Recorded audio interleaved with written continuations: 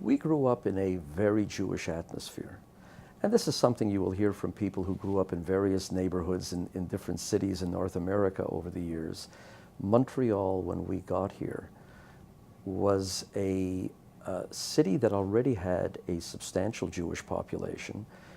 Many of them had, of course, come prior to World War II, and there was an older community, an established community that had been here for quite a long time.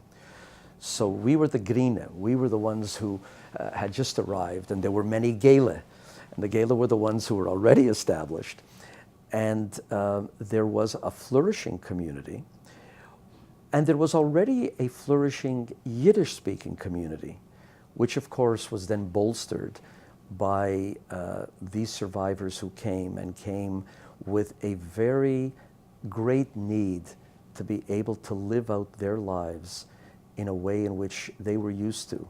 And that life revolved around Yiddish as a language, but much more than just the language.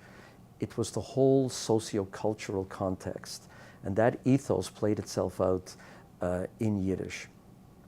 And so from Kindweis, from being a small child, I was enveloped in a Jewish world in general, and a Yiddish-speaking world in particular. And I found nothing strange about that, because for me, it was as simple as breathing the air. But I breathed it in Yiddish.